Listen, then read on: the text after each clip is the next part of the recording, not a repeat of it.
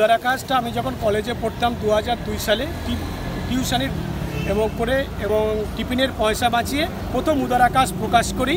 আজকে 18 বছরের দ্বিতীয় সংখ্যা প্রকাশ করলেন পতাকা ইন্ডাস্ট্রিজ প্রাইভেট লিমিটেডের চেয়ারম্যান, এবং আপনারা সবাই জানেন সমাজ কল্যাণে তিনি একজন পথিকৃৎ।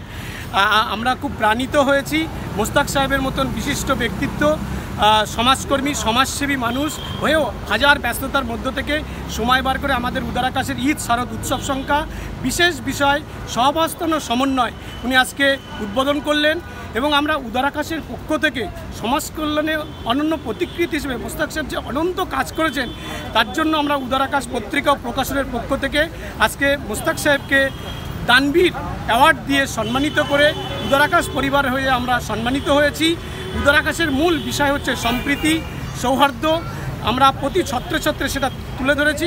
উদারাকাশের যে সম্পাদকীয় আমি এবারে লিখেছি সেখানে সমাজ কল্যাণে যেহেতু অফুরন্ত অবদান রেখেছেন মোস্তাক সাহেব, গোটা রাজ্যের এবং ভারতের বিভিন্ন প্রান্তে অবহেলিত, নিপীড়িত, নির্যাতিত দশায় মানুষের পাশে তিনি দাঁড়ান, যেভাবে কাজ করছেন সেই জন্য এরকম মোস্তাক হোসেন মানুষকে যদি ভারত সরকার ভারতরত্ন দিয়ে সম্মানিত করেন তাহলে মোস্তাক সাহেবের মতন এরকম বহু মানুষ যারা সমাজ কল্যাণের কাজে এগিয়ে আসছেন আরও অনেক মানুষ অনুপ্রাণিত হবেন, এগিয়ে আসবেন, সেই বার্তা আমরা সম্পাদকীয়তে দিয়েছি। এছাড়া উদারাকাশ একটা নিটল সাহিত্য পত্রিকা।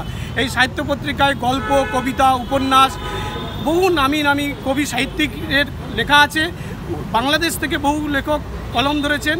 বিশেষ করে উদারাকাশের একটা পরম্পরা, আমরা প্রতি বছর একমাত্র পত্রিকা যেটা ঈদ ও শারদ উৎসব সংখ্যা করি একই সঙ্গে, মানে সম্প্রীতির বার্তা। একদিকে হচ্ছে ঈদ মানে মানুষের কাছে যে সম্প্রীতি, এবং দুর্গা উৎসব যে মানুষের মনে কতটা আবেগ আনে, সেটা দুর্গা উৎসব পশ্চিমবাংলায় বিশেষ করে জাতীয় উৎসবে পরিণত হয় বাঙালিদের।